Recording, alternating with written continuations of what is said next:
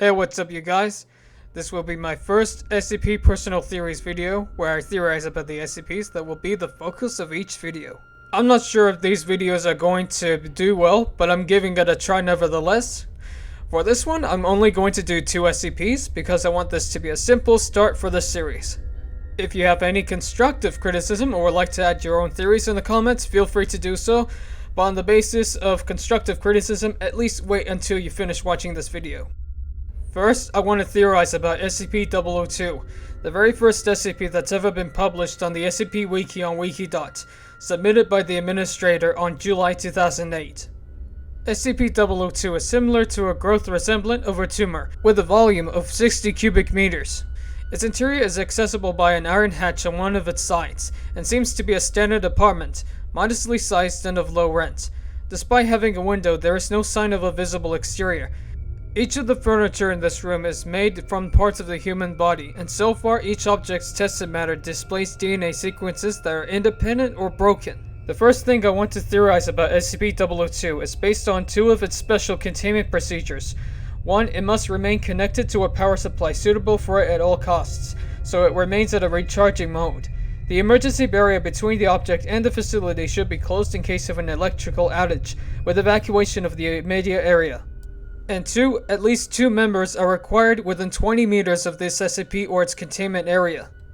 Now, because this thing is considered a living body horror, at least by 2 of its given tags, this SCP would cause such a serious detriment if the emergency barrier should remain open.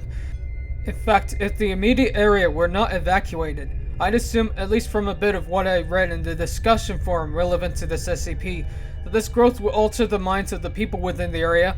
I would even add that it would lure them into its interior, one at a time. However, I doubt that this would even go through if there were at least 2 people within its immediate area. What I don't doubt are alternative ideas this growth may possess. The Mulhausen report stated that this SCP was found in a small crater in northern Portugal, where it struck the Earth from orbit. If this SCP was from orbit, it could be harboring a clandestine extraterrestrial motive, if not altering the minds of people that come across it, and if not stealing the electrical power from the radius, that may increase over time. Then what motive could this growth bear? The other thing I theorize with this SCP is its furniture. The document even stated that the subject was responsible for 7 personnel disappearing, as well as taking other people. The furniture itself is evidential proof. And for what was given in the document's description for this growth, it refuses to convert the organic matter of lab animals, including higher primates and cadavers, into furnishings. This SCP only preys on living human beings. Thus, if the previous 2 things I theorized about this growth were accurate, ultimately proven by the document itself, and from a bit of further discussion I'd read from the forum, this SCP could produce a mind-altering effect on people solely by themselves and lure them into its interior, as proven in the Mulhausen report.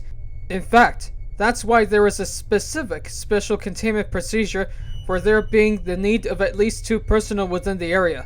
Personnel need to keep physical contact with each other all the time, as perception could be altered by proximity to the object. So there you go.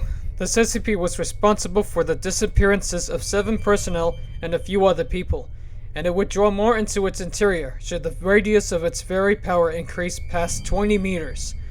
But yeah, this was the very first SCP to ever be published on the SCP Wiki on Wikidot. The other SCP for this video will be SCP-004, the second SCP to ever be published on the Wiki 5 days after SCP-002. The submitter for this SCP remains unknown.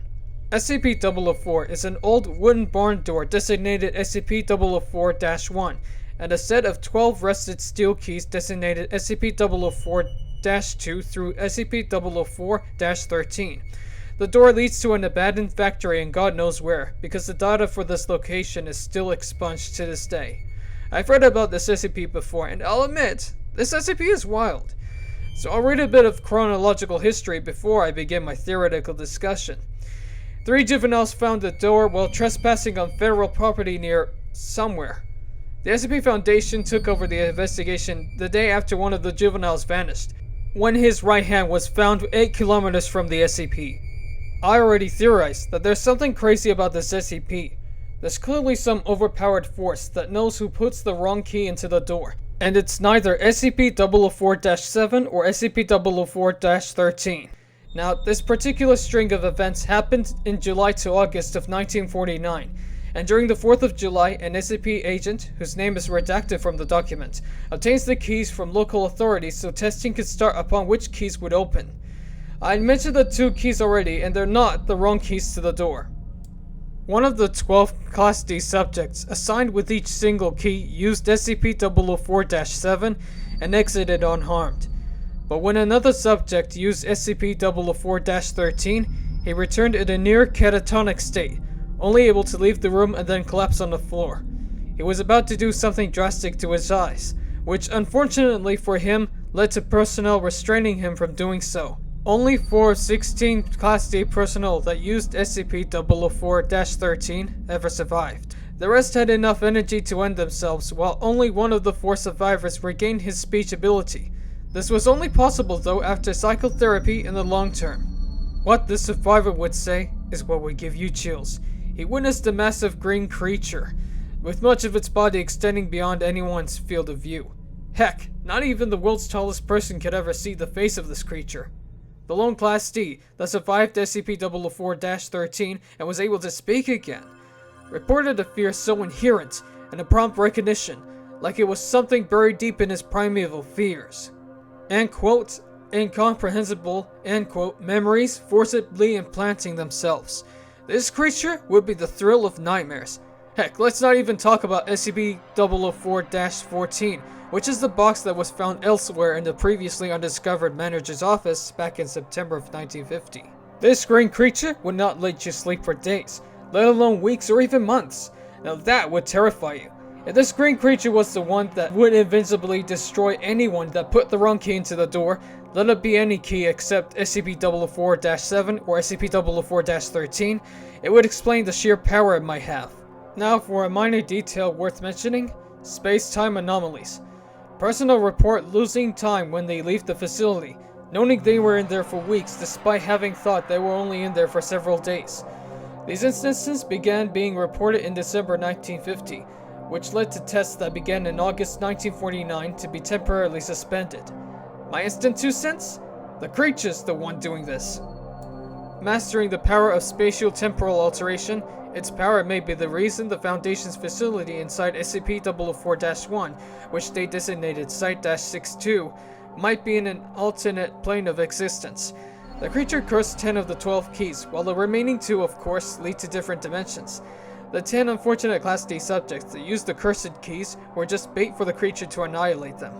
Body parts of said subjects that the creature brutally punishes are deposited in different locations, as the SCP document says. But if I'm correct after reading a bit into it, it happens to be 10 locations. There are only 3 locations verified to be on Earth, while the other 7 remain unknown.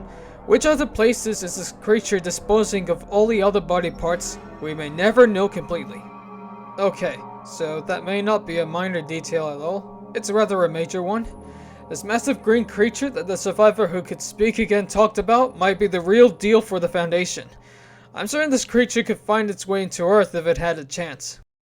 But yeah, those are the first 2 SCPs for the first video in the series, backed up by the documents themselves. I'll try tackling more than just 2 SCPs in the next video, but who knows when that will come out. So thank you for being here and listening to this. I hope you have enjoyed. If you're willing to suggest constructive criticism, you may do so now. If you want to add your own 2 cents about either or both of the 2 SCPs I theorized about in this video, you can do that too. And as always, take care, stay awesome. I will see you in the next video, and goodbye.